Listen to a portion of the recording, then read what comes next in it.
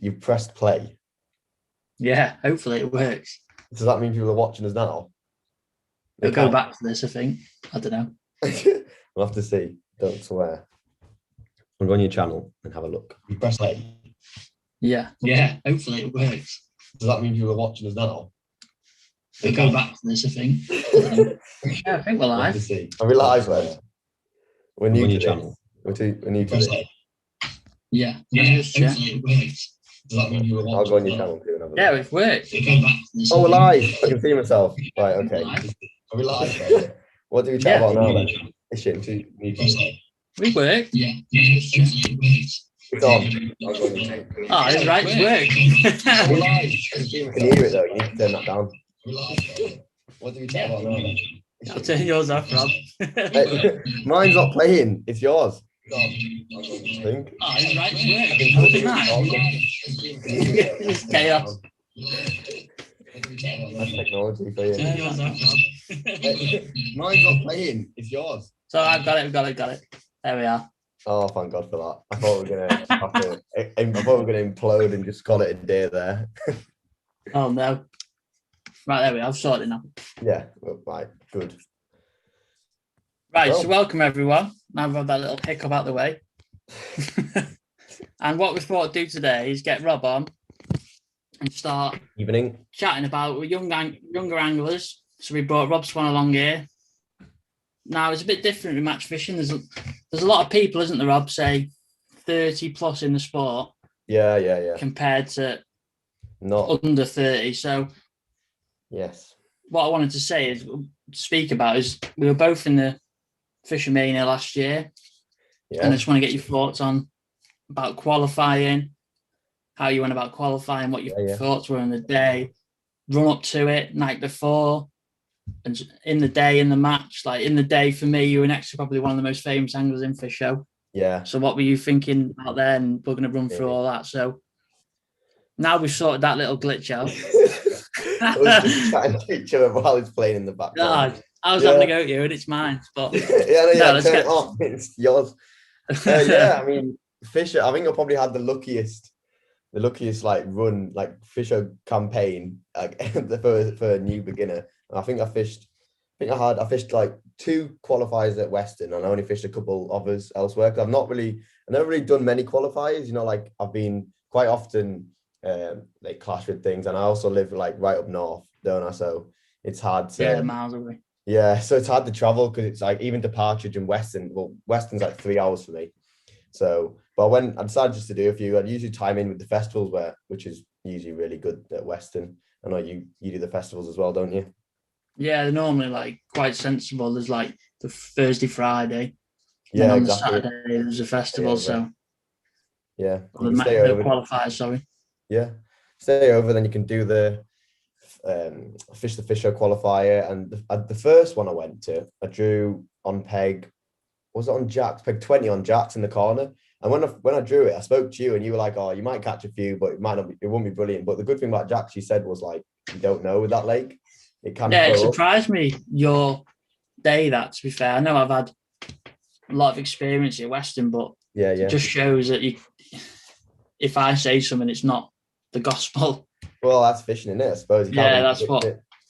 Sometimes I've seen that so many times in qualifiers. You think, you both won't know, but back in the day when you used to have to like queue up for a reserve, and the amount of times you used to see someone win in that reserve that had just come for the off chance. Like Partridge is a classic example. People used to come, and if you didn't get on in the reserves, just used to use blunders.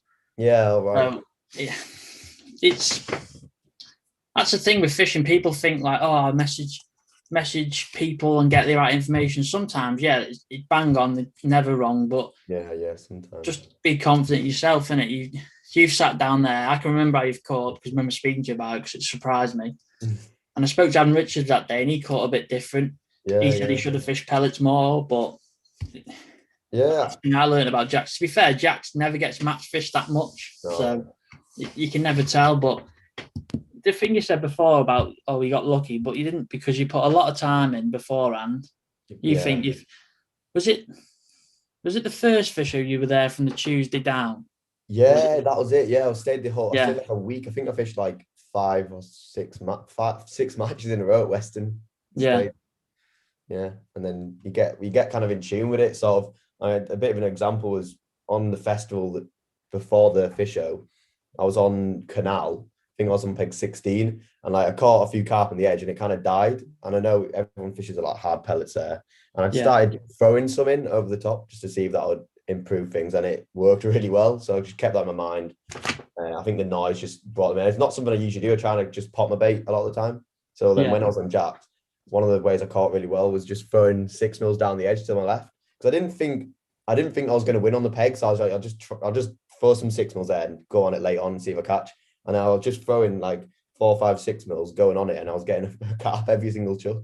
Where was that on two? Stretton was that? No, that was on Jacks. That was on the first day. But anyways, long story short, I caught about can you remember what weight I had? Probably about 160 odd pound, I think, something like that in that ballpark.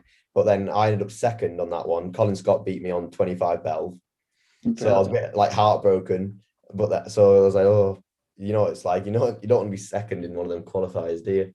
No, not especially. Like Colin's a great angler, but so I was chuffed that he beat me. I was happy for him. I'd known him from Partridge, so I just got on with it and cracked on. And then coming on to when I actually qualified, I think it was the second qualifier I'd done at Weston. And then it was obviously this was like the night before draw. And I remember I was sitting at home anxiously waiting to see what peg I was going to be on, because I had to drive the morning of the qualifier 3 hours all the way down to Weston. So if it was a bad peg, it would was it a Wednesday that day? You can't remember. Was it Wednesday? It was a Wednesday, yeah. Yeah, rearranged because of everything. yeah, that situation. I won't get into that. But yeah, so then I was anxiously waiting my peg, and then it cut out on my Wi-Fi just as there was I think I was coming up pretty soon, and then it cut out. And the next thing I know, Christian Jones, that most people probably know, really good angler, rings me up and says, oh, you've won it. And I said, nah, what have I do? Is it a good peg or not? And he said 2 straight, and I thought he was winding me up. But did you have the pusher on that day as well? The pusher was on. Yeah. So I drew 2 straight, and so that's like the first chance I'd had in one of them qualifiers. So I know Weston fairly well now, and I know that is one of the pegs on the complex, like probably the best pegs on the day. That's like the best peg on the complex, can't it be? Do you know what mad thing about Weston is? There's only 2 pegs have actually won qualifiers. Really? What? Yeah. 2 straight and 4 qualifiers there. I can remember it now. Andy May won on 2 Stretton. Yeah. And then Colin won on 25 bells. You won on 2 Stretton, and Reader won on 25 bells. Oh God. Which is a bit mad, really, considering I'd consider every lake can win. Oh, definitely. Just shows if you get a good angle on the good pegs, you can make the most of that, can't you? But yeah. So look, so thinking now you've qualified, obviously at a young age as well. You're 20. Is it 20? 20 now. Yeah. 20. Yeah. So you qualified at 20 years of age. You're going to go to Hayfield, which is a brand new venue for yourself. And it's quite unique. It's quite hard to fish, really, if you've not been to a normal commercial. Oh, that commercial is not like a normal commercial, is it? A bit like Weston, to be fair. It's not specialist in a way. It's like carp fishing, but it's different. Yeah, it's not. So did you think, oh, right, I need to get my tackle, or I need to get everything right, or? I suppose the first thing that starts going through your head is like, right, I need to get practicing. Yeah. Like I've never been there before, so straight away I was trying to figure out how I could get a practice. Got on the festival. I was on a festival. I did a qualifier just to get an extra bit of time on the lake, just more time on.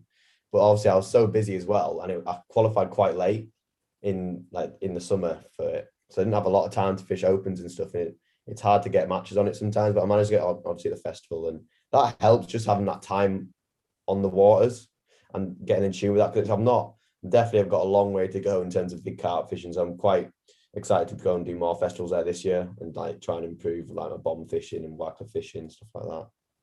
Yeah, it's really, I've been lucky because I've been up a few times and speak to Andy and Jamie regularly, who've been up there a lot of times and helped me out massively. But going there, I imagine it's quite daunting. Like you say, you're driving 2.5, 3 hours to get there. 3 hours, yeah.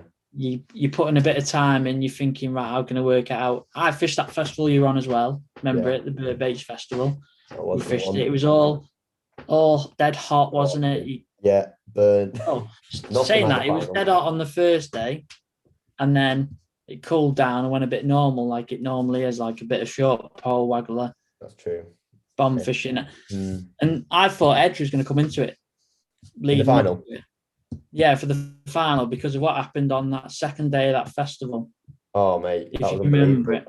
Yeah, I had caught nothing I drew right in the middle of the lake. If anyone knows it, right in the middle of the big island. I think Christian or Paul Wright, I think, was on my peg the day before, and he caught a few, and he got a couple in the edge. So I thought I might catch a few late on in the edges. And I didn't catch barely anything during the day, 2 or 3 carp. And then I put like 1 pot of ground bait against the platform to the right, and there must have been about 12 tails there instantly, massive carp. I was like, oh my days. And then ended up catching 150 odd pound down the edge in like an hour and a half. Yeah. And it was I thought he was going to come into it because I was on Island first day. Yeah. I've caught 4 in the edge. I caught, and then I think it was the last day I was on Island again, and I caught 5 in the edge that day, all like late on. I just thought, they're all 10-pounders, aren't they? Yeah, the massive, they were huge.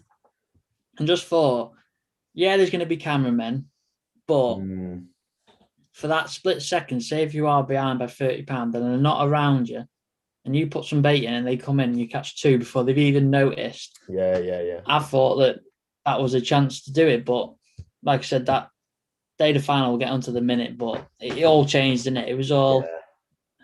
It all cold, changed massively. Very cold. The temperature dropped. In a way, it was really windy. So I thought on the day, I thought, well, if the wind's obviously creating a lot of ripple and like it's not calm, so that it'll create a bit of cover for the fish. So I was like, oh, maybe they might come in the edge here. Like you might catch a couple, but then it was just so cold, it just became obvious that you weren't even going to catch on the short pole. Never mind the edge and the disturbance. You don't even know until you actually sat there on the day how much disturbance goes on behind you. There is people moving about, and it would be hard. And that was about no crowds, wasn't it? Yeah, that was about no crowds, exactly. Which is Fisher was like known for. Yeah. So I remember the draw was a bit. I know my feelings on the draw, and I spoke about it in my past YouTube channel because I drew the flyer. But going back to the draw, obviously you were probably sat. Were you at uni then or not? No, you weren't. It was in summer that. I was just sat there in my room, just like thinking all this practice and like speaking to people and you've got that one time you've qualified leading up to, because you've got in your head which peg you know exactly where you want to be. Yeah. and then when you draw, it's like either excitement. For me, it was kind of like a depression, but for you, it was like that I've got a chance here, wasn't it? Yeah. Going off towards me, I was a bit like, didn't know what to do when I drew it, but then I know how good that area is. That little plateau, if they're on that bomb line, you've got everything there. You can for short pole, long pole, bomb, method to the island. It's just, but I'm saying it wasn't meant to be. They weren't on the day, wasn't the peg. It was a different day. It was colder, wasn't it? And like as it happened, Mr. Andy Bennett sat up out the wind, and he very good man. Yeah, just a bit good. Yeah. Like going back to your next to probably one of the most feared anglers in that fisher. I know Andy's won it twice on the bands, but no one's won it 3 times, have they? No, that's Jamie Hughes. Did you ever like sit there and think and look how he approached his day for like future matches in a way, but I think it's so hard. You've got to get used to it yourself. Because Jamie's been so many finals, he's so chilled and laid back, which is something you can take from that. But it's just when you actually sat there, it's nerve-wracking. You think, oh, I don't really get nerves or whatever. But when you sat there, you're trying to net a fish, and you're just like, why have I forgotten how to net a fish? It's like you kind of, if you let it get on top of you, you can forget. You just need to chill out and go back to the basics and just like fish rather than think about what's happening. But I imagine if there's a crowd there, it'd be even more nerve-wracking. Yeah, What's happened? Got a bit of problem with live chat here. Things sorted. Oh, right, yeah, you should look in the live chat. I forgot about that. Yeah. Yeah, by the way, Just see if the live chat works now. Put them in the chat. A lot now. Start the chat up. But yeah, it was a really good day. But looking over to him, you think you're gonna be sat next to Jamie and he's just gonna be like sat there, not looking at you like an absolute machine, but he's just like all of us, really friendly. We had a bit of banter, bit of crack. It's not too serious. You just it takes the nerves away. You can have a bit of a chat rather than just being so serious. And I think we both kind of had a bit of a feeling that we weren't in the right area, so it wasn't like, right, we need to get our head in the game, Yeah, I'm just saying, like, I know a lot of young anglers think, well, how can I get better and what can I do? In that situation, I just wanted to see whether you thought, like, watching him and thinking definitely how he goes about it. I know he's very chill because he's been like that, but it can change massively. Oh, like yeah, if definitely. You watch him and then you put it into your fishing, and then future fans, you can be like that. Yeah, it's time on the bank and practice. Like it's everything he does is just so controlled and like to the point. There's no mistakes, and that's being able to handle the nerves and also like just being super practiced and very, very good at what he does. And that's just something that takes time. But it was nice to be sat next to him and to see what he does, how he approached it, as well as trying to concentrate on my own day. But we didn't have, after, I don't know if anyone knows the final, it was dead cold. We were like, had the wind blasting into our faces, me and Jamie. And he caught, I think he had like 4 fish early on, big carp on the method feeder. He was chucking it right onto the point, literally hitting it like that far from the bank every single time. And here's me in a tree or down into that peg.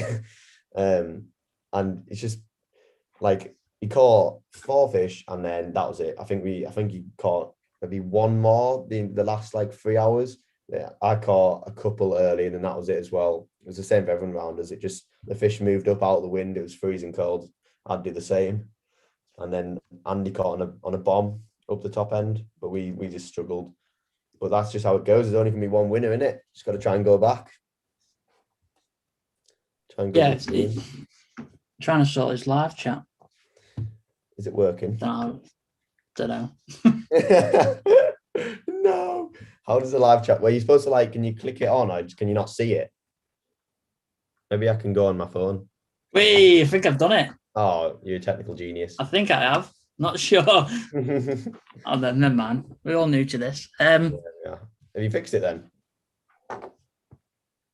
Winning Ways just commented, so I think I have. Oh, good. Yes, going. We're on, Rob. Right. Has anyone said anything on? Now we're just not messing around. No. No, going back to that. The wind on that day.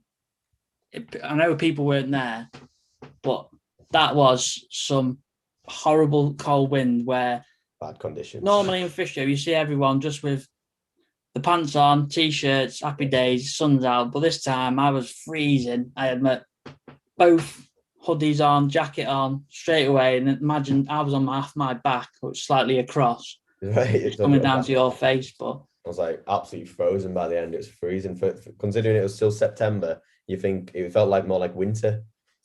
It did. I felt bad for Bagger going in the lake. I bet he thought, can I trade the wind? Can I just give up the wind so I don't have to jump in? Yeah, he's got he had to lend my clothes after that. He's still got them, actually. I'm going back off him. You think you'd have enough money to buy his own now, wouldn't you? Yeah. 2 wins. I know, he's tight, isn't he? Yeah. He's done well. I'm just asking people some questions.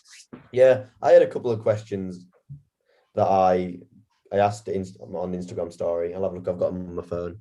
And someone asked me if you've started feeding. This is from Kyle Clapham. If you started feeding casters shallow, would you ever change it to maggots, or would you do a mix of both? Like, say I'm ensuring during a match. What's your take on that? With silvers, I would.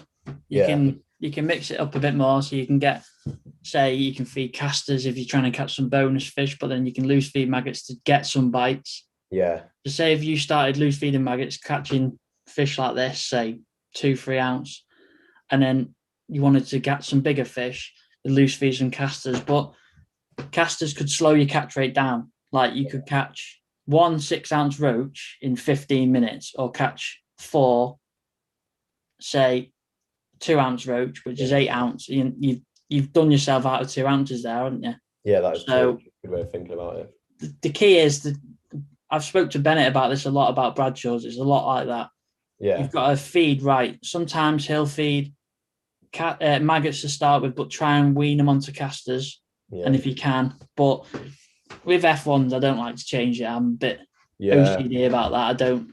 If you're going to fish that, and to be fair, a lot of venues you go to, I don't really know where you wouldn't have a bait limit. Say Lindo maybe, but then you wouldn't swap the maggots there, would you? And nah, that's the thing. Once you've that's my main point on that, is just like a lot of the matches that I fish, you got to bring the bait and just make it work, because you can't bring 6 pints of maggots and 6 pints of casters. You just got to try and use a bit of venue knowledge, speak to some people that fish there regularly, try and think about the conditions or whatever. So if you've got, like, if the wind's hacking in your face, I'd probably choose casters, because it's a bit of they make a bit more noise when they go in. But if it's flat, calm, or harder area, or there's more eyed, things like that, probably choose maggots. But you kind of just got to try and use as much information, then go and buy one bait and just stick with it. And if it doesn't work, tough.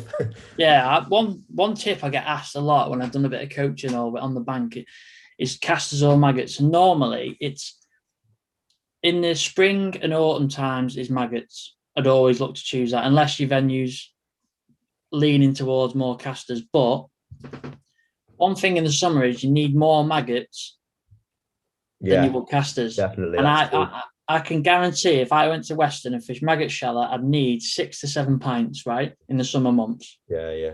But if I went and fished casters, I'd probably need 3, 4, maybe. And if you're talking 3 pints of casters, I know a lot of people haven't got a lot of money to buy bait. So 3 pints of casters is £9. Yeah. And over what, God knows what, 6, 7 pints of maggots is. That maybe. Like they're like probably $2.50 a pint, aren't they? 50. Yeah, like 30. It's a bit less, isn't it? And you've got more bait to play with. So you've got some, say, ground bait, pellets and stuff like that. So that's what I always look for. Like, don't get me wrong, partridge can be, I don't really go that much in summer. I only really go on qualifiers. So I don't really know about you go there a lot. So you know, I went there a lot this summer, and I think I tend to just stick with. I think I fished maggot a lot there this year, because if I can, I'd prefer to fish maggots on partridge. If I go Western, I just always take casters. Yeah, I know they're good on all the lakes. It's kind of venue. You got to take each venue on its own. You can't really have a general rule. You got to just try and. I know partridge works. I know that you can catch on both, but personally, I just like to fish maggots, because I think even if you're in a hard area, a good area, I know you can catch a big weight on maggots. I have used casters some days, but I tend to stick with maggots if I was unsure. Yeah, like, to be fair, Tunnel Barn's probably a nightmare, because I can name lakes now which I will not fish casters shallow unless it's the method which we've been catching. So say like Newpool, Extension, sometimes that's casters or maggots, it depends. Okay. That's what I mean, like House Pool, and then say Top Pool, you're probably going to fish maggots. But when you're looking for casters, High Pool, Jennies and Club, which High Pool's a lot of small mouths, but there's smaller little roach in there. Okay. So you need casters to get through them. And Jennies and Club, they're like this big. So that's the best bait for them, isn't it, when they're that big? Yeah, big ones. Yeah, that's the thing. If you've got multiple lakes in, you've got to buy your bait after you draw. Yeah, you can do with all the tackle shots, but yeah, that's what you got to do. But if they don't have a tackle shop, that's tough. So we covered that little fisher bit, and then we'll just now I've got the live chat working. So we went live first, we did that, and then we got the live chat working. So we're on it now. Anyone watching us? How many people are watching? There's some questions for you, Rob. What have we got? A few hellos. Hello. Daisy Bates, right, this is a good one. Help someone out here. Looking to buy a new pole in the £1,300 range. What would you recommend? What seat box would you recommend for £600? So I'll take the seat box. You can have the pole. Oh God, give me the pole. Actually, I don't know. Right, seat box. You can go first. I'll have a think. So I'm going to be biased. But for 600 quid, I think you can get a D36. But if you don't want anything heavy, get the new Inception. Lightweight. Because that's lightweight, 16 kilograms. I think I seen Lee Tackle put it up for 400 quid today, which is good, isn't it? That, to be fair, for a seat box. Yeah, that's well good. So that's a seat box. The pole, to be honest with you, I have an Air. I have an Air Z. No, don't. What am I on about? I have an Air XLS, but I have like a mix and match. I've got some sections from different poles. I've broke sections in the past, so I have got a mix and match. But for like 1,300 quid, I think them. I don't know how much they are, but I know them Tournament Pros are really popular. I'm not sure what price range they go, but certainly have a look at some Daiwas. I know they're very.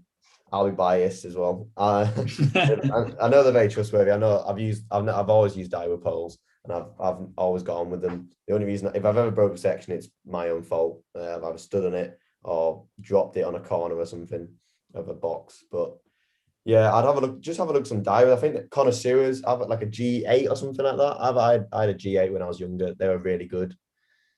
So yeah, have a look at some connoisseur poles or one of them Tournament Pros. That's all I can say. I'm not an expert, so I don't want to blag on that one for ages. No, I'd say you want to get the most for your money. Yeah. Say if you can buy a second-hand pole with 12, 15 top kits. Yeah, that's good. And it's and you know the person. I've had a few. I think my old pole was second-hand, but he hadn't gone past 30 meters, so I had that for 4 years. So you just try and get the most for your money. I wouldn't look to. A lot of the time, you don't need to fish long, do you? I mean, if you're only young, you don't want to be fishing long anyways, because do yourself more harm than good. But you just need like a 30-meter pole, and like you said, I was lucky. I got someone that I was part of a club, and he gives us a pole for really cheap. I think I got like a connoisseur for like a couple $100 or something, and it's like worth over $1,000. Just like when you're young, it's nice people help you out, don't they? I've had loads of help when I've been growing up. It's nice. Lucky. Right, well, I have another question. Let's go. It's good we got this chat going. We should have got it from the start. I know. We'll know for next time. We'll do another one of these anyway, don't we? So your concentration face is quite funny. I know. I'm trying to read it. It's a big screen, this is. What elastics do you use down the edge? All right. That's an interesting one. I'll go first. This summer I used grey hydro and a shark kit at Partridge quite a lot, which is something I did a bit differently this summer. I usually use like white hydro for everything, but I used grey hydro and a shark kit. I even tried black in a shark kit for down, fishing close range. It wasn't the best. Yeah. It was all right. It was a bit too strong. I'd stick with grey, or if the fish are a smaller stamp, maybe white hydro, and then if it's for big carp, just fish black hydro in a long kit. Like if I'm at Weston, always black hydro. Yeah, it's simple as that. And then small snake legs, grey hydro and a short kit. That'll be me. Nice. Job's good. Nice. I'm going to be biased and just use Preston. I think you're getting. No, I'm a bit in the middle at the minute. I don't know what to do with it this summer. Do I use jaw slip or what I've always used? And I've used that jaw slip for F1s, and I just think it's ridiculous for what it is. Yeah. The whole concept of F1 fishing is speed and efficiency, and if you can lift your top kit and it feels like you're locking the elastic and just netting the fish, there's no other thing you need to do really. Speed, that's speed in it. Yeah, it's big. I need to have a play with that, so I can't comment on that. Yeah. I need to go out and just clunk some. But it won't be too long. We can just do one. We just alternate, can't we? It's probably the best thing to do. What's that? You answer one, then I'll answer one. Yeah. One. What's the biggest fish you've caught? You can go for this one, then I'll do the next one. Well, mine was, I went last year, last lockdown, I think it was. I set myself a challenge of catching a 20. Because I think I had one when we went filming with Joe at Larford, but we didn't weigh it. Oh. But the biggest one before that was 1812. So I went Commonwood, which is like in between Chester and Oswestry. Just not far, just past Wrexham. And I went there and I fished on the Cart Lake. And I fished with my rods as well. He let me fish with the rods, so permission off the fella. And I caught a fish. It's hilarious what it was called. He netted it and he's like, "That's fathead." And I thought he was saying, "It's got a fat head." And I was like, what's he on about? And like, I actually caught one of the named fish, but it's £23. So I was actually made up with that because my good mate Gally, he goes carp fishing, and he said you've got to catch one of the named fish. So I caught one of them, but I'm going to go back on there this year because it's good fun on there. The massive. I think I had 11 takes in a day, all between 15 and obviously £23, but it was good fun. I've probably caught my biggest fish at Weston. I don't really know any weights. I don't really have a specific weight of the biggest fish, but it'll be one at Weston. Yeah, we'll have to go up there. I'll have to take you up to Commonwood. Oh yeah, that'd be good. Actually, we do that this summer.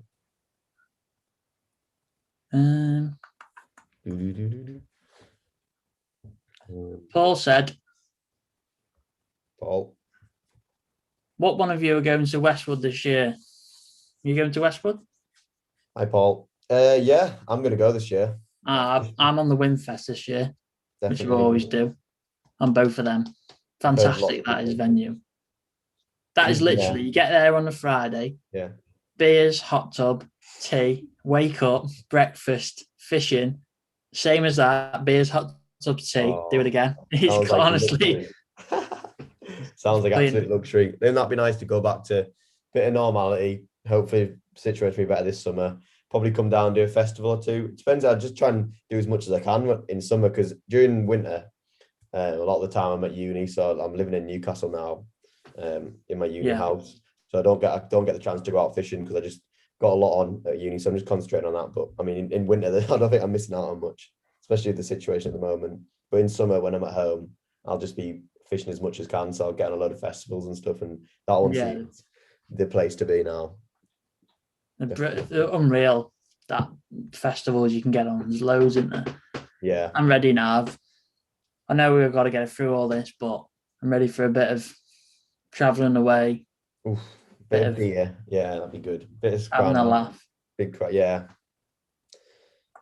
Not the quickest at reading here. Matty's reading age 10. Yeah, probably better than me, 10-year-olds. Same.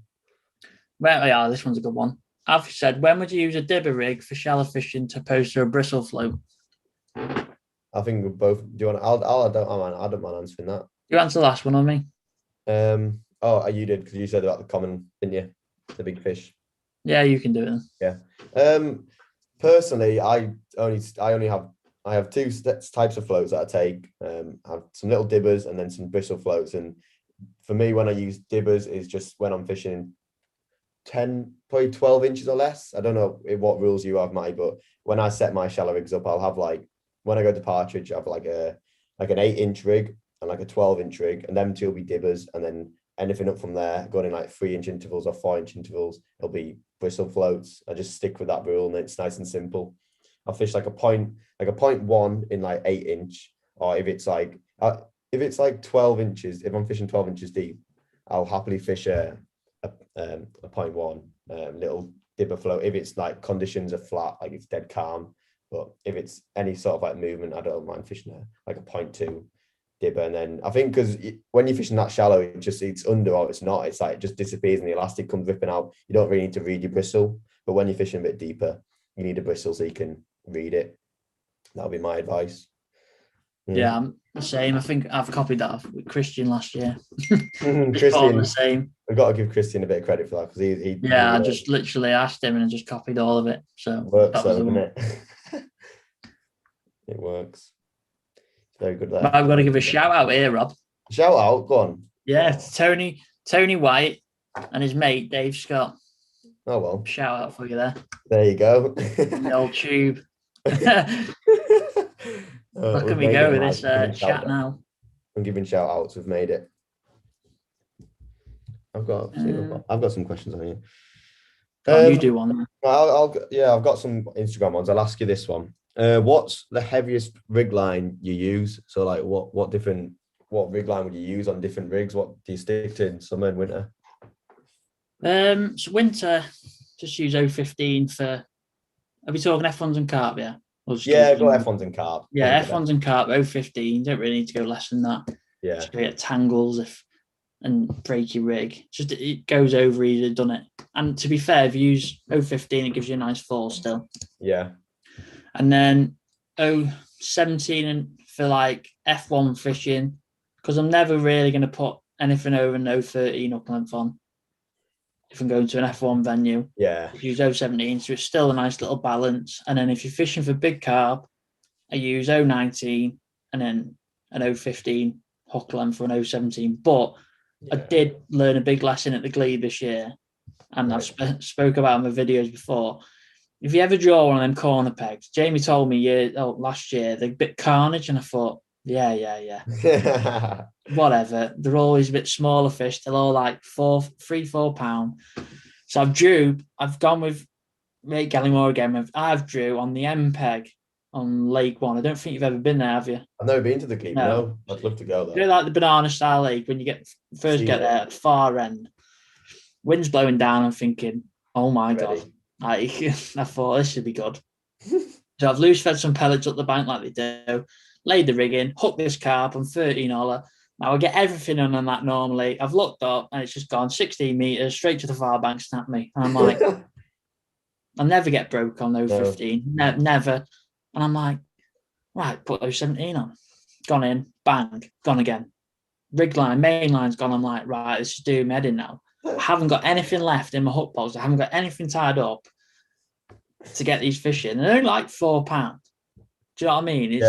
Them little ones are the worst. You want the big ones. I don't get how they could do that. But then I've got in the box, got nothing left, and I missed it on qualifying bar. I think it's £29. But when I lost a £15 at net of my own fault, £15 nothing over that, and that's the biggest mistake of last year. That you should have had heavier.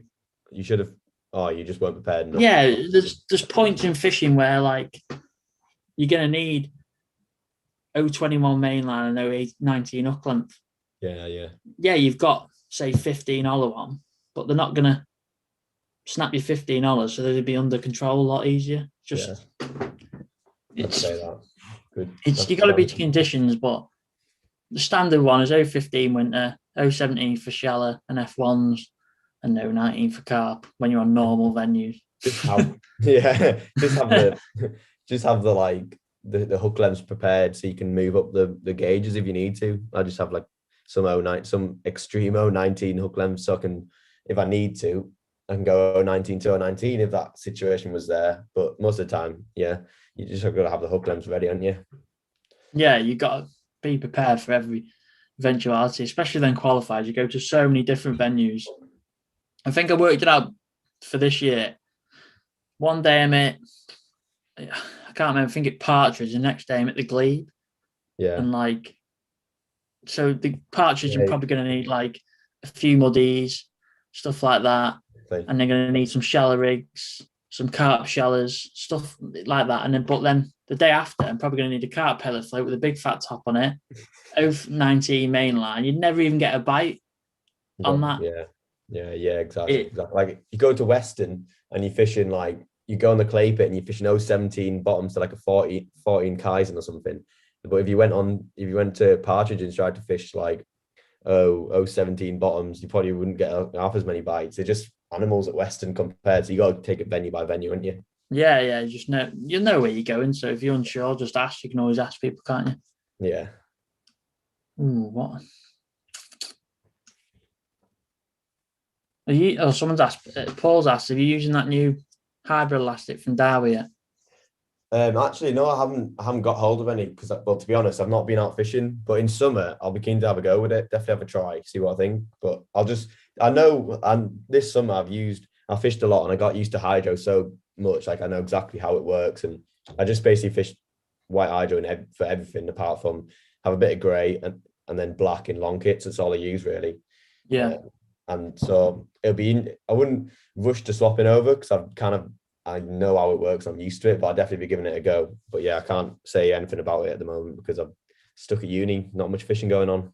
No, not much getting caught anyway. No, and not missing out on much. To be fair, for people, I think that the hybrid elastic being a lot cheaper is a big selling point for people.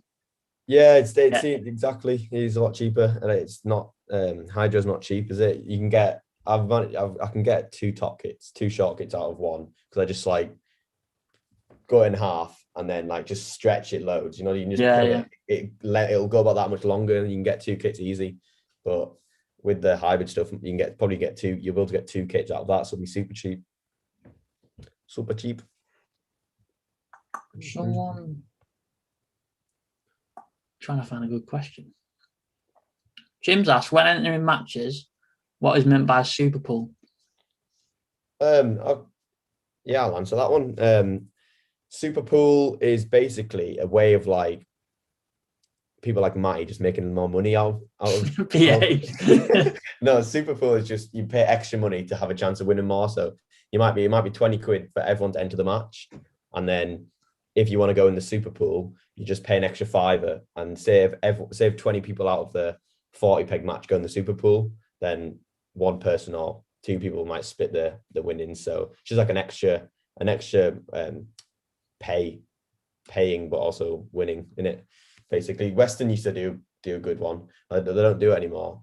But when I know Weston used to do them, Partridge don't do one. They're not. I don't really go to anywhere that does super pools.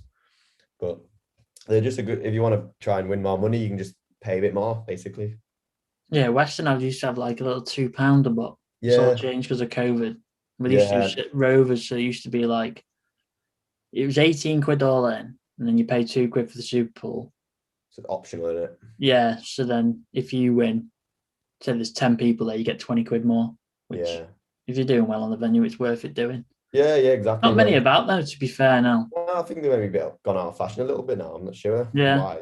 I quite enjoyed them really, but it's a nice way of making the matches a bit cheaper for people who just want to go out and enjoy it, and then people who, if it's your local venue and you know you're more confident or whatever, you can go and pay more. Yeah. It's a big talking point that for matches, isn't it? Like how much should a match be? But I went to Gold Valley last year. It was 33 quid to enter the match. Expensive down there.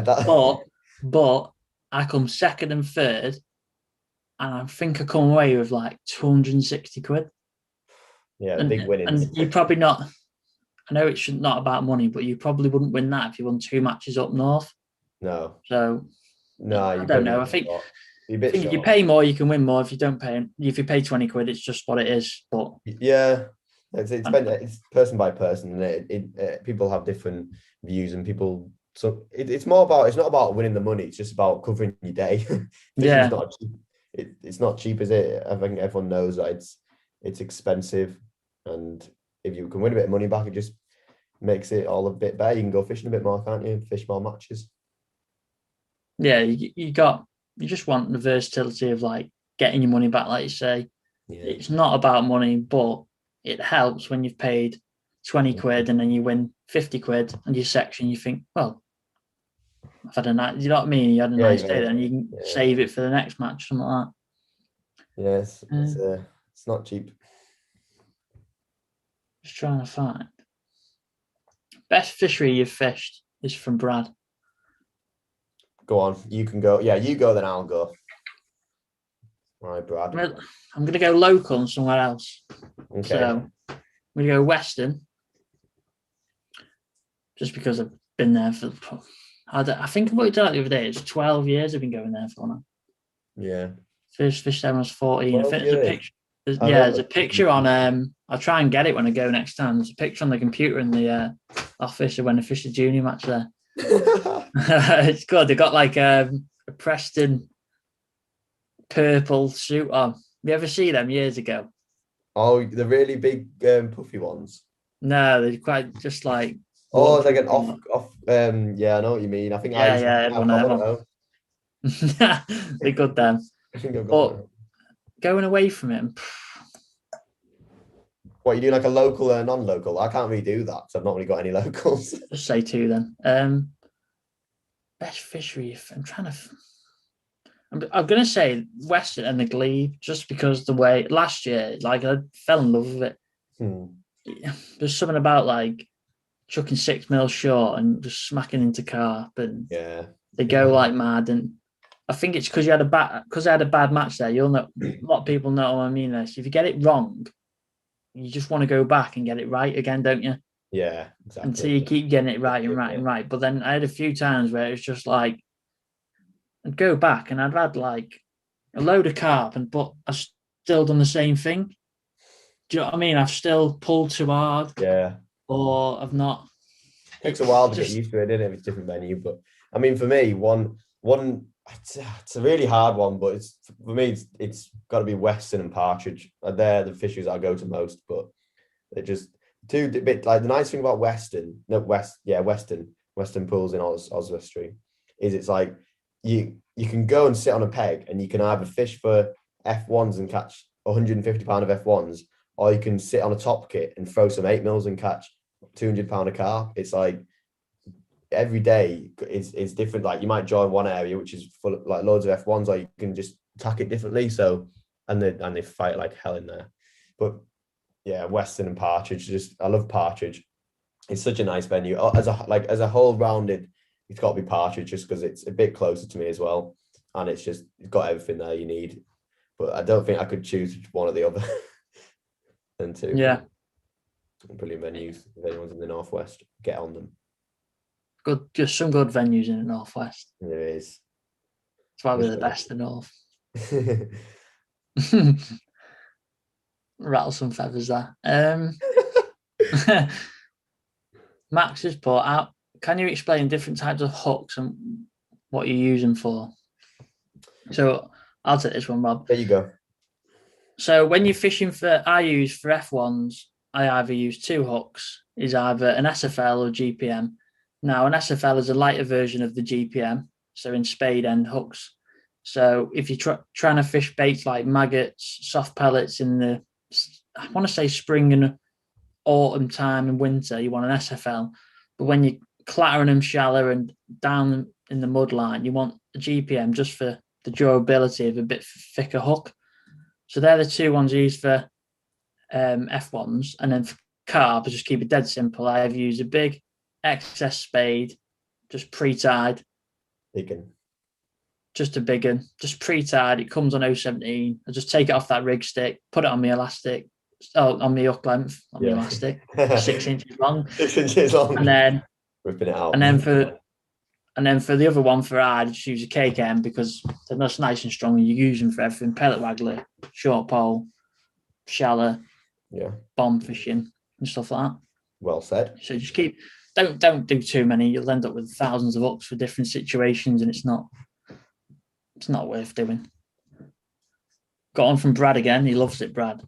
Go on, Brad. Nevertonian, though, that's the problem. He's got explain your mudline rigs for Partridge. You can do that. Yeah, I'll go. So I fish with what I've been doing like last summer. I did a lot of mudline fishing, and I just used a little muddy. RW do a little muddy. I think everyone uses them now. That they're point. I think are they 0.4? Some 0.4 of a gram. You just want something heavy with a thick visible bristle. Because you're gonna have a lot of water movement in like that much, but you could have like 5 fish all there. So you need something dead stable. And I just fished a bulk right next to my hook length of number 8s. I think how many did they take? About 4 number 8s and 1 number 11 or something like that. I think that shots it nicely. And then I just fish. If I'm fishing in 12 inches or less of water, I use a 2-inch hook length. I've been doing that this year. That's probably a bit excessive, but I played it last year and I didn't have a problem with it.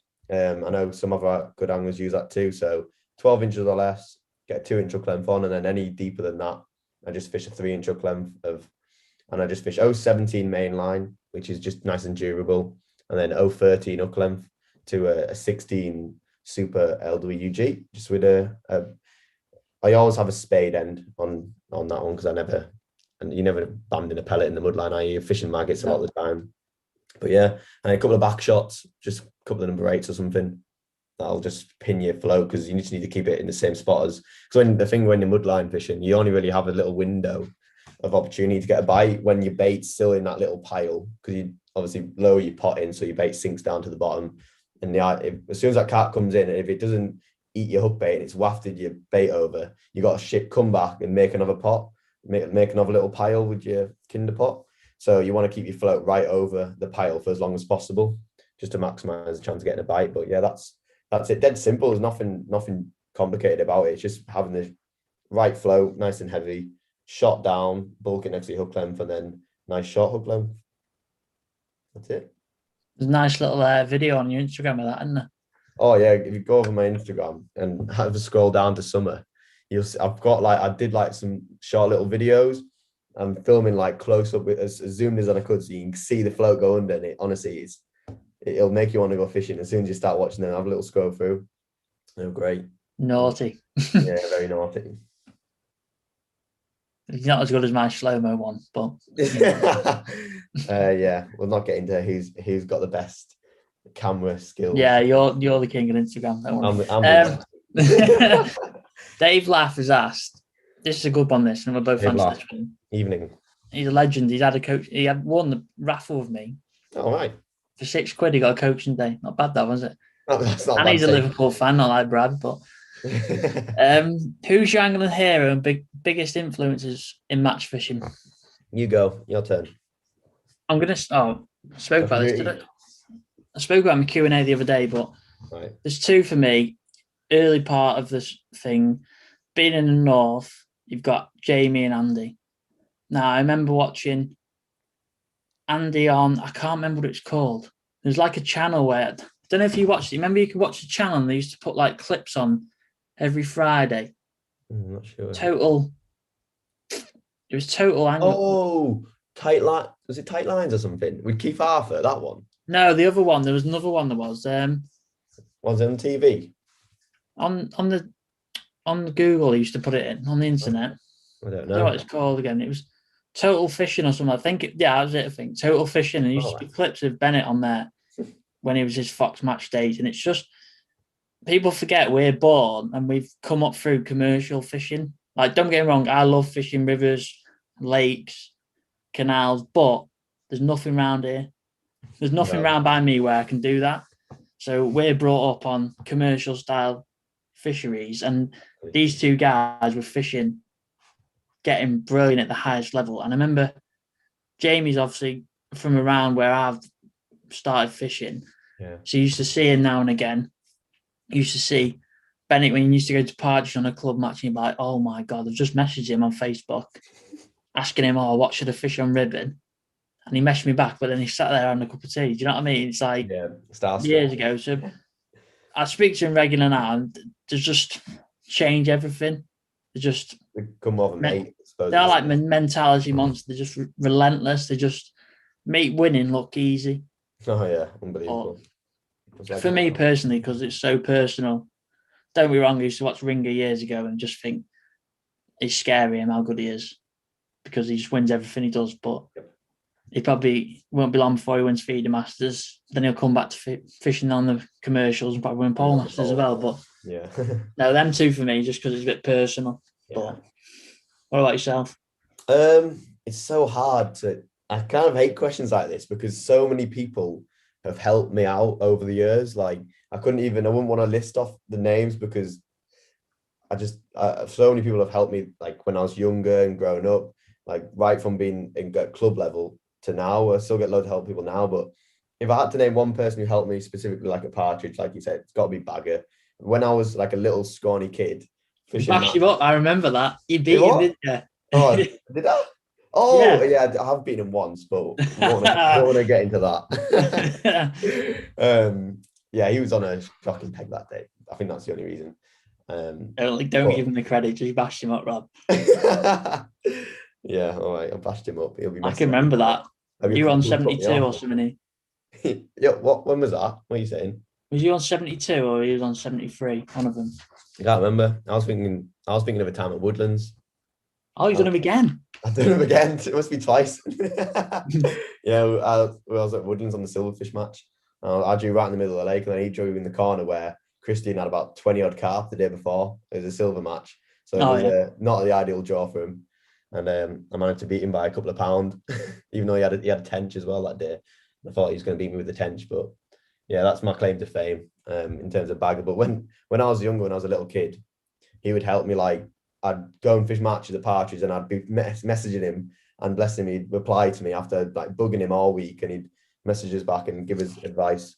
And then on the day, I'd draw my peg and then run up to him and be like, "Oh, I've drawn this peg. What do I do? What do I do?" And then he'd put me right on the peg exactly because he knew the venue so well, and he helped me. And I think he had played a big part in helping me get my sponsorship with Guru as well. As in the Match Academy and stuff. So that man has definitely got to be the hero, I think. But there's so many people, I can't even name it. Everyone, so many people have helped me. Yeah, he's a fantastic guy. But no, it's an hard question because if you ask me like people that help me now, there's more, and they know who they are. You know what I mean? Like yourself, you'd be different now because you're in the time. But back then, that was when you were just obsessed about that and just think, right, I want to be as good as them and ask them questions.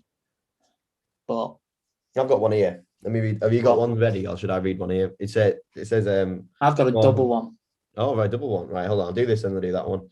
From Megan212002 on Instagram. Rob and Matty, have you ever had a head-to-head on a match at Weston Pools? If so, who won? No. Sadly, Matty's bashed me up on a few occasions on Weston. I don't think I've beaten you at Weston when we've been like nearby ever.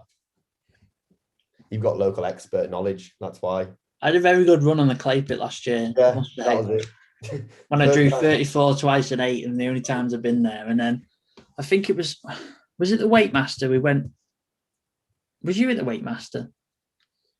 Yes. We went out and we got absolutely hammered, and I couldn't really. Oh yeah, I remember that. We were in the. I don't think I didn't go out. I stayed. I got an early night, so I wanted to try and take you clean out. So I sent the boys off with you to get you hammered, and then you won't be able to fish. No, we had a few drinks. That's one of the good things about Weston. You can have a bit of crap. Enjoyed too many dark fruits in the clubhouse. That was. I remember that now because I only fished the top kit late on because I couldn't actually physically do anything else. And really? I was solid. Oh my, yeah. That's the luck you need sometimes. Yeah, that was it. There's one time I remember the first time I went on the clay pit. You drew 34. I was on 28. Naughty Boys corner.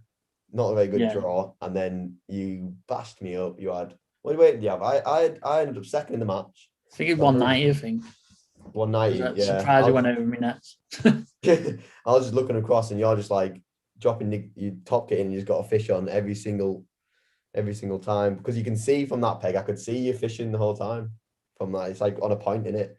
Yeah, it's a very good peg. That. What we'll do this summer, we'll go to the clay pit and have a head-to-head. We'll do that. Two fair pegs on the boards. Or 34, 35. Film it. Be one for the channel. 34 and 35, they're on the same thing, aren't they? Yeah. They're close. They're right next to each other. That'd be quite good, that. I reckon 34 would win. I don't know. Better. What do you think? Don't know. Just if I was on 34, I'd definitely win. Bring it on. Bring it on. You can go on it then. Yeah.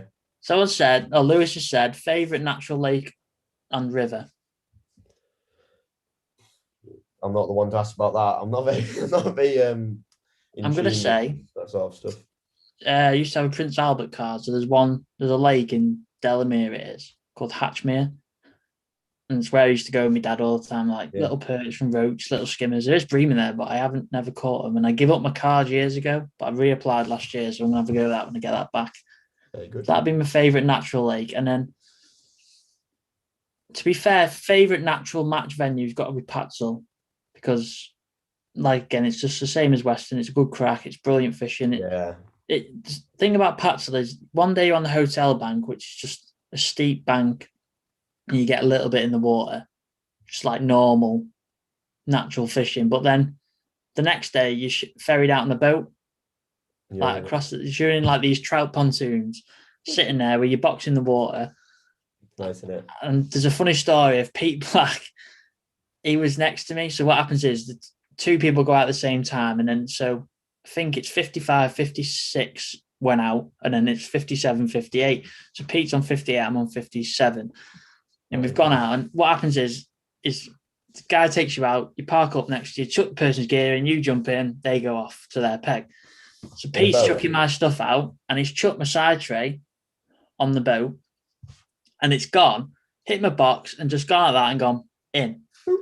So I'm like, I'll get it. So I put my landing net in, and it was probably about there. Yeah. So I thought, I'll be able to reach it. So I've tried to like nick it because on the pressure there's a gap in there. So I Yeah. tried to like get it up and landing at handle, not a chance. So I've gone, Pete, I'm getting in to get it. And then I've looked across the lake and there's a wedding going on and they're having the photos on the pontoon facing back. So I've stripped that. I didn't see it at the time. I stripped No. that, jumped in. But as I've jumped in, it's gone to there. So as I'm holding onto the boat underneath. I've gone underneath the boat and I'm like gasping for air because it's so cold Oh my. and to get my side tray back. So if you ever see Pete, ask him about that because Did you get it back? yeah, I got it back. Oh, it's okay. Worth doing then. I also ruined that woman's photo pictures, but we'll not say that. And favourite river has got to be River Dee. Just my favourite. Good. Next question. There's one on here. I've lost it now. There's another. This might be interesting from Alex Glover. How would you attack a margin that's 3 foot as it's at its shallowest, rigs bait, etc.? 3 foot.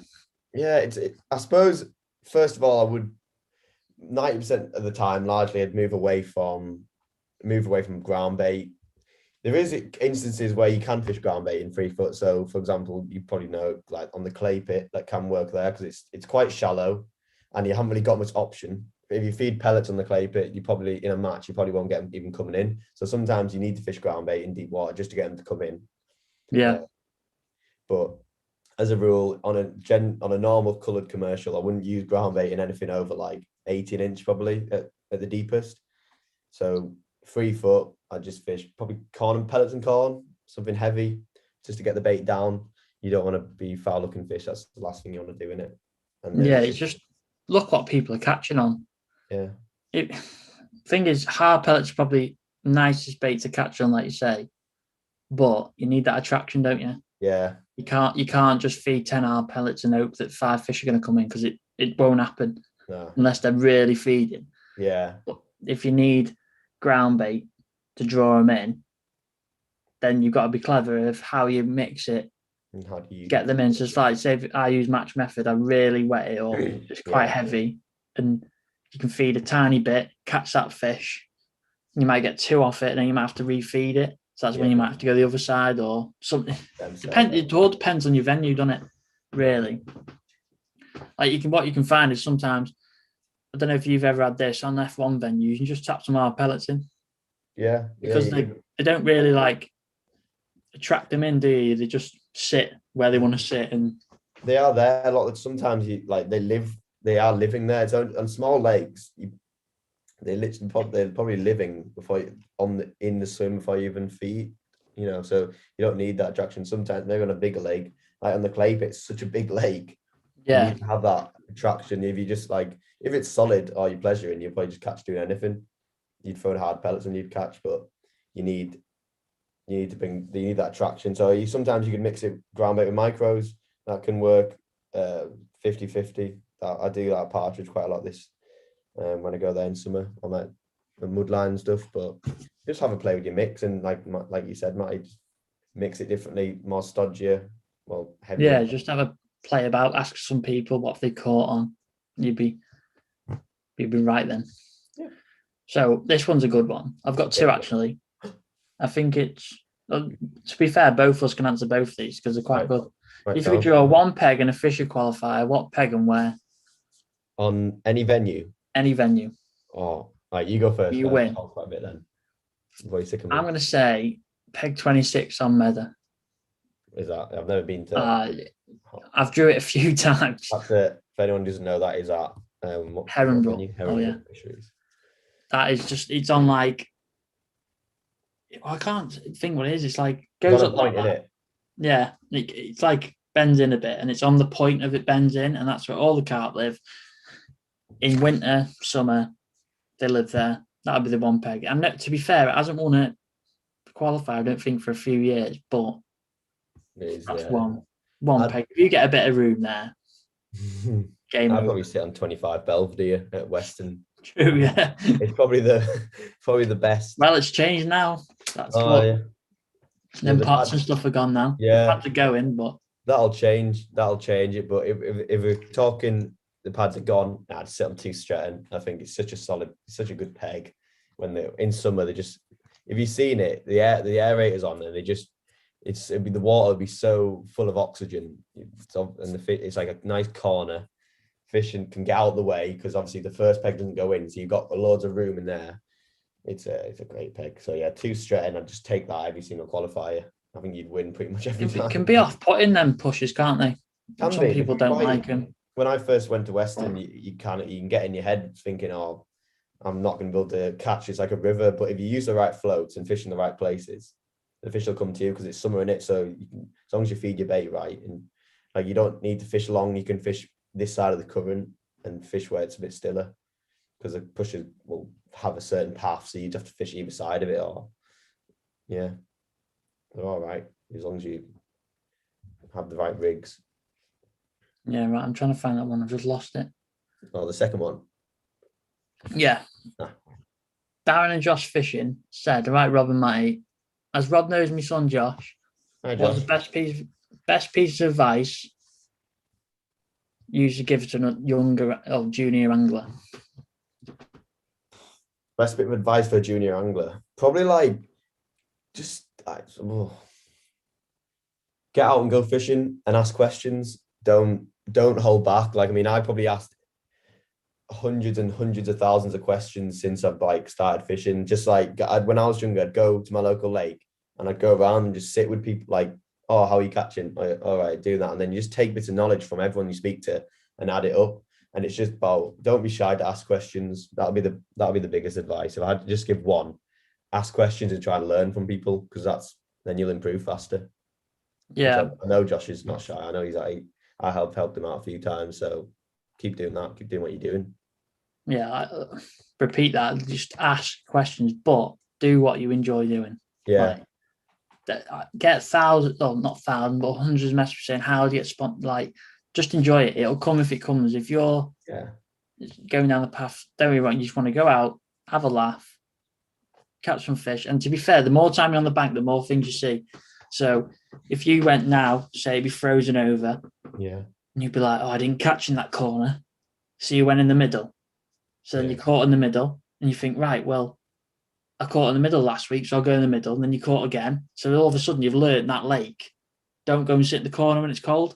Yeah. So say if you go on an afternoon in the summer and you catch down that corner, but you don't catch anything in the middle, you'll learn the lakes. Do you know what I mean? You'll get to learn the lakes, and you just get that bug, don't you? You think, oh, right, I sit at home thinking, oh, I caught there the other day. Do you reckon you catch there? Then you go the other end of the lake and it's not as good, and you think, oh, right, okay, that's not very good, that end. And it's like when I filmed that video on the clay pit the other day, we got there and the wind was blowing down to the boards. There's people on them, and that's where I wanted to go. And I was I'm not going to be able to go anywhere else. And I was like, hang on a minute. I remembered at 28, it's got a nice little flat bit and then it goes again. So I thought, well, I can fish there. So I can feed some ground bait and catch them. So that's what, just enjoy it and then get a little thing in your head about what you want to do. I'm trying to think of another bit of advice. I suppose it could be trying to enjoy it, trying to be enthusiastic. I think it depends what you're trying to get out of it. What was the question? If you're trying to get sponsored, sponsorship is I think the thing with sponsorship, a lot of people I hear when I was younger, not sponsored. I'm the same as everyone wants to get sponsored. But I know it's easy for us who are sponsored to say, oh, don't get in your head about that. But it is a nice thing being sponsored. There's no like it's really helpful. Yeah, it's a privilege, isn't it? Like, it's a massive privilege. So don't get me wrong, it's really good to get sponsored, but just go out and enjoy your fishing. If you do want to get sponsored, work on your social media profiles, be enthusiastic and approachable, like try and enjoy your fishing, and people will want to be involved and people will want to support you. And obviously the more you go, so just go fishing out as much as you can, and then you'll get better quicker. And then the more you win, people will notice you, and then you can go from there, sort of thing. If that's what you get out of it, Definitely. Right, I'll have a couple more questions and then. I've been going for a while now. I don't know how I didn't even know the time. It took me about 5 hours to get the chat going, but we're all right. Everyone's sat there wanting to put questions in, and we're just chatting about Fisher with no chat. I forgot about it completely.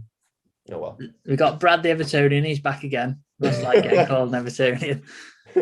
Tally won yesterday. But oh well. No, if you had to fish a pairs final for 50 grand and one method each, who would you pick and what method? Oh well, you go. You can answer this one. 50 grand pairs final. Thinking, have I got to pick? Yeah, I've got to pick. Probably going to go F1 Chalet. Yeah. Me and Bennett. Yeah, You ruin it. Be unbeatable. Martin Stokes put a funny question here, but it doesn't surprise me how well these people his name have drawn. He's put Rob on 2 straight and me on 8 pit, Christian on 42 canal, Kieran on 25 belv. Doesn't shock me one bit. Who wins, he's put. Okay, so what do we have? We have me on 2 Stretton. Yeah, 8 clay pit for me. That is a peg. Christian on 42 canal. Depends. I think it depends on how the legs fishing because them pegs are so good. Kieran on 25 belv. Oh, it's got to be Kieran on 25 belv in it. That peg's just. If the pads are there, I think it'd be between you and Kieran, but maybe I think I might sneak it with like a load of massive carp down the edge. I'm going with Kieran, me. Yeah, he's that peg and because he gets his post on there. Like, well. Yeah, we'll give him the win. We'll give Kieran the win. Right, we'll go on. The best. This is a good question to end on, to be fair. Right, go on then. For both of us. What was the best match you've won on a peg you thought you had no chance? Oh yeah. Oh, I don't know. I don't win many matches. Behave. Oh yeah. Oh, I don't know if I can't think of one where I've won, but probably one which I came very close to winning this recently was in summer at Weston. We'll go Weston again. I drew peg 24 on Stretton Pool, which if anyone watched your latest video, which is Stretton, I watched that the other day and I've seen you walking around and you talk about the corner, which is quite in winter, you wouldn't sit there because it's a bit shallower, a bit pending. But yeah, it's the last bit they go really. That's in summer it's the same. You wouldn't want to draw there. And I earlier in the week before the Golden Reel qualifier, I drew on 28 on that lake, which is a great peg. Caught big weight of F1 shallow, won the match. But I knew that was a good peg anyways. And then obviously drawing 24 right in a corner. I wasn't like looking forward to it at all. I thought, oh, what a not gonna win anything from that. As luck would have it, got sat down. As time was going on, no one turned up to my right. So I ended up with like 4 spare platforms to my right. And then I ended up catching some on the method feeder. And then I ended up catching like a load of fish down the edge. Probably got like £100 to the next pallet because you got it to yourself then. If someone didn't turn up, you'll catch double the amount of fish because you got it to yourself. You can fish right on the pallet, which makes a big difference. Because otherwise you have to share them. And I ended up second to Weeder, who drew 25 belv. Oh yeah, man. So I was second to 25 belv twice this year. It's always mad that, isn't it? 2 straight and 25 belv, that's it.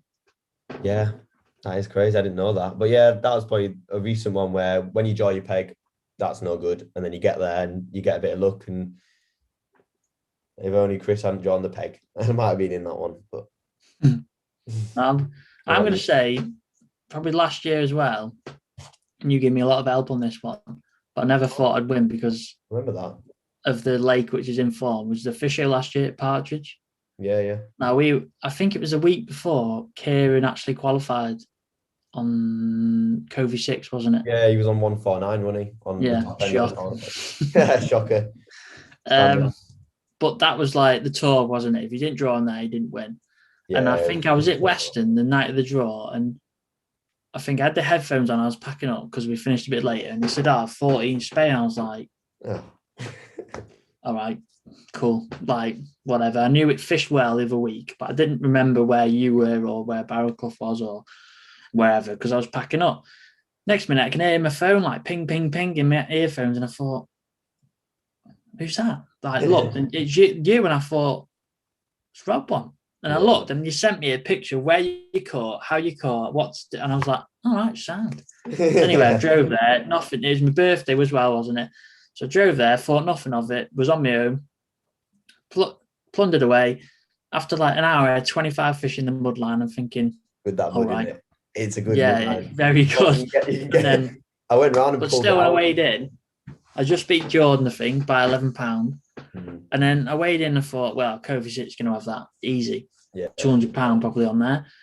come round and people like, oh, you've won. I'm like, yeah, all right, yeah, okay, packing up still. Then Gally walked up, you've won. I'm like, just when you're one of them qualifiers, it's a surreal feeling. Yeah, it's crazy. You got to think like when you have no chance, it's probably the nicest feeling because the other 2 times I've ever qualified for the final, I've gone, oh yeah, that's like 17 Jennies and 15 club. I've gone, ooh, like that's got a chance today. But that one, I was like, yeah, okay, just trundle off. But when they fish as well, it can be very, very good. They're massive, aren't they? The big. Yeah. I think I had what they have 70 odd fish for like 166. Yeah, it was a good day that. So right, we'll end it there. I think we're gonna very good do it again, aren't we? But on your channel this time. Yeah, we'll do it mine maybe the next week or 2, but we'll update you when that's happening. But yeah, we'll think of a nice little thing to start off with and then answer some questions. So sorry if we haven't answered your questions already, but we'll go back. We'll keep them for next time. You can answer them on your channel, Rob. Yeah, that'd be good. If you could subscribe to me and Rob, that'd be brilliant. Help us on the way and help us get Rob going on his YouTube as well. Yes. Good little journey you've got going. But no, if you like and subscribe this video on this video as well, and then we can make future ones if you really enjoyed this Q&A. Yeah, it'd be good. Any questions? Rob's got Instagram. I've got it. Send it across. We'll get them answered for you. So cheers, guys. Enjoyed that. Thanks everyone for watching. Yeah. Cheers, Rob. See you later. See you.